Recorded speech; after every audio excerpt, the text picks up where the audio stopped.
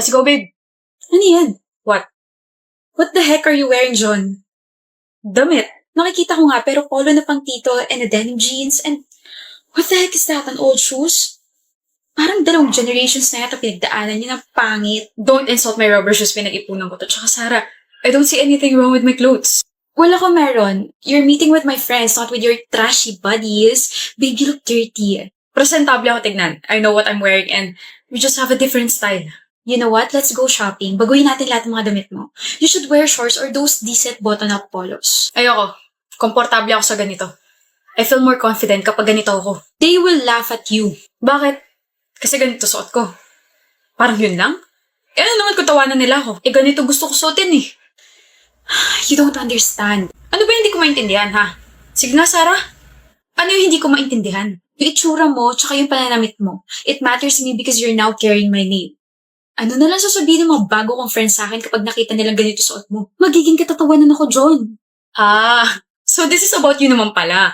Mas importante pa yung sasabihin nila. Eh, hindi ka naman ganito dati ah. Sabi mo you love the way I present myself. Ano nangyari? Siyempre nagbago na ako ng lifestyle because of my new friends. I mean, they are popular and I can see that. ang hirap mo naman pakisamahan, John. Kung ayaw mong baguhin kita, pues magbabago na lang ako ng boyfriend. Okay. What?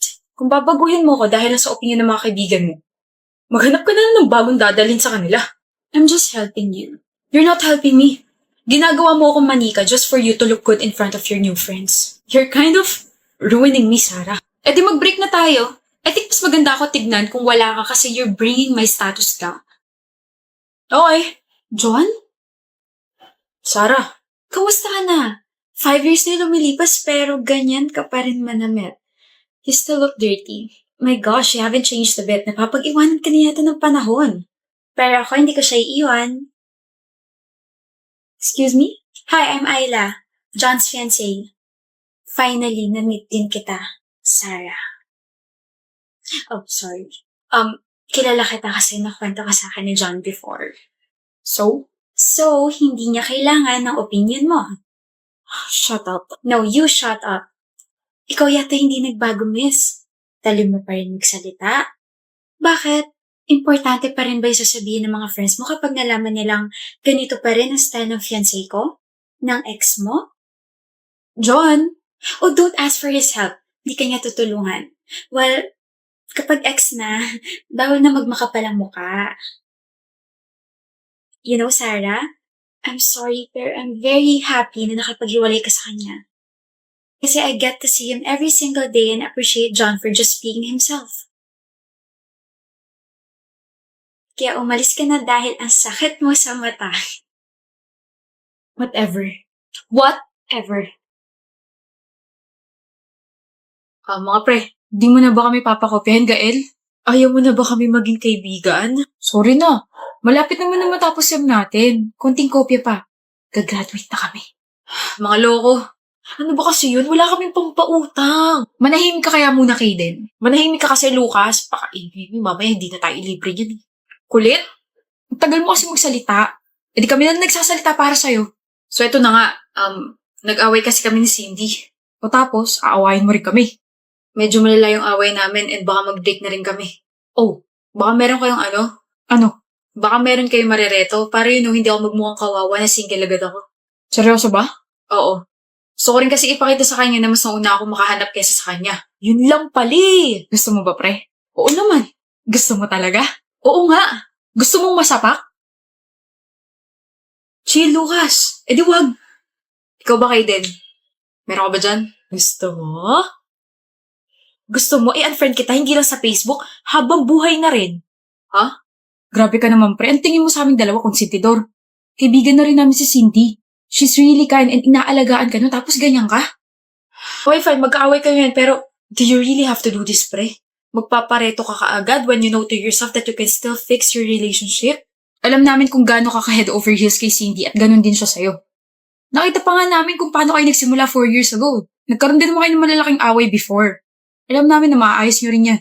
Baka naman tulog ka pa kaya ganyan takbo ng utak mo. Baka naman hindi ito si Gael. Kahit siya may kasalanan kung bakit kami nag-away? Kahit na. Ang pangit ng approach mo sa issue nyo. Ano ba kasi pinag-awayan nyo? Nag-bake si Cindy ng cupcakes tapos sobrang alat. Hindi ko alam sasabihin ko. Seryoso ba? Cindy, Di ko alam kung matatawa ko sa reaction ninyo or ako sa mga sinabi ninyo kay Gael eh. prank ba to? Oo. Nag-usap kasi kami ni Cindy na i-prank kayo kung may mairereto ba kayo kapag magkaaway kami. Tapos grabe, hindi ko naman in-expect na ganun kayo kaseryoso. Pre, kapag nagseryoso ako, napapa-English ako. Halata naman, di ba? Ako rin eh. Napapa-English din ako. Mukha lang akong tatanga-tanga at bobo sa math. Pero hoy, 98 grade ko sa friendship subject. Magjowa nga kayo, parehas takbo ng utak ninyo. Hindi na ulit gagawin yun. Naapektuhan ako eh. Yung dugo ko tumataas. Sorry, Kaden and Lucas. Pagbe-bake ka na lang kayo ng cupcakes. Yan ang gusto namin. Nox. Seryoso ako sa sinabi ko kanina. Sobrang alat ng cupcakes na binake niya. Tara sa bakery. Nawalan ako ng gana. Sakit ng tiyan ko. How about sinigang? Guys, Huwag na, B. Huwag na ipatikim sa kanila ang sinigang mo na puro asukal. okay. Kung nila pagluluto ko lagi. Long time no see. Ako to, si Ingrid. Ako yung classmate mo nung high school. Bakit mo naman ako kinalimutan? Ikaw yata yung nakalimat sa akin. Cordelia, hindi Christina. Hala, sige. Yun kaya yung tawag ko sa'yo noon. Oo nga. Naalala mo na, ako rin yung palagi kang binibigyan ng pagkain tuwing recess. Nakakatampo ka na. Sorry, naalala ko na.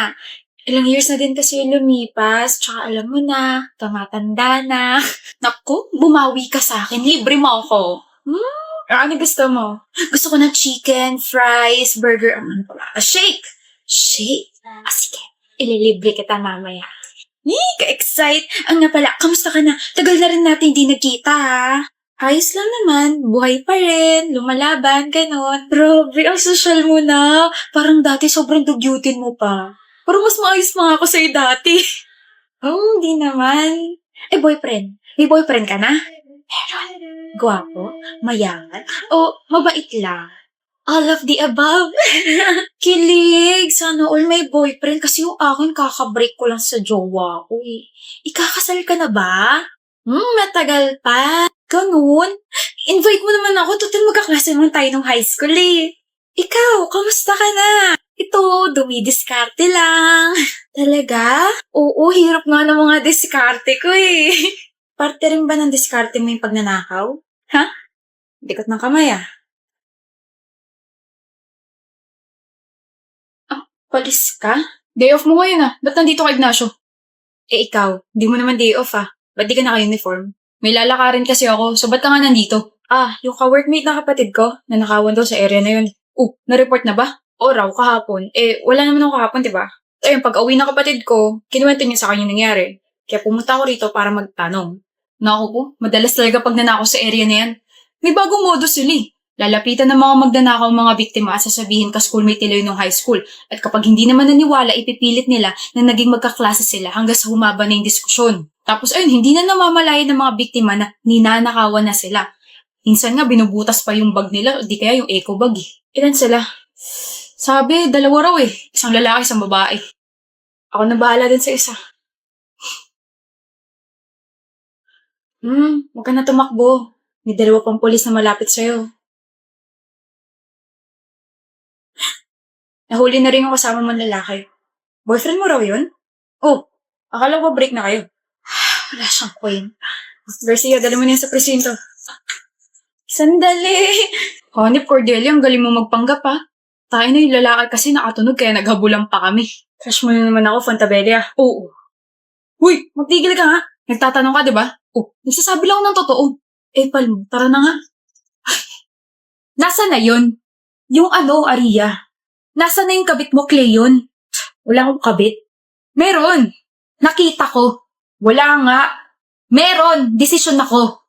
Kung ako sa'yo, aamin na ako at ilalabas ko na yung kabit ko para hindi na humaba pa tong usapan na to. Ayun nga yung problema eh. Hindi ako ikaw, kaya bakit ko ilalabas yung kabit ko? So, meron nga. Ano? Meron kang kabit.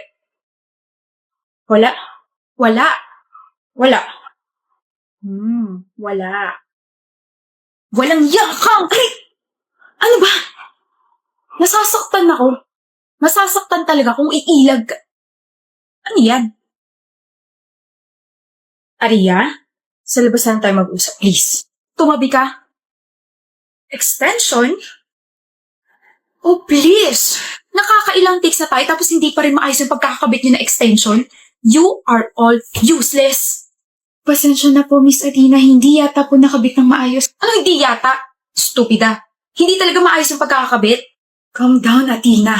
Calm down? Stupid stylist. Stupid production. You are all stupid. Sinasayang niyo yung oras ko. Baka nakakalimutan niyo na ako ang pinaka-busy rito. I still have a mall show to attend after this shooting. Pero ganyan kayo kabobo. Ano ba, Athena? Isa ka pang hampas lupa ka? Extra ka na nga lang dito, hindi mo pa ayusin yung trabaho mo. My gosh. Athena, did you just raise your voice, Aldi? Hoy, kung hindi ko tinanggap tong project na to, you could have ended with some actors who's not even famous. It means, walang manonood ng teleserye na to kung ibang makakapartner mo. You should all be thankful dahil nandito ako. You should all be thankful dahil susweldo kayo dahil sa akin. Mga bobo. Tapos ka na? Direk. Pagsabihin mo ang team mo at ang bobobo, baka pwedeng bumalik na tayo sa pag-shooting, ano? What? Ikaw ang nagsasayang sa sarili mong oras, Miss Athena. Sa kakadagdal mo, malapit na mag-alas 6 at malapit na yung mall show mo.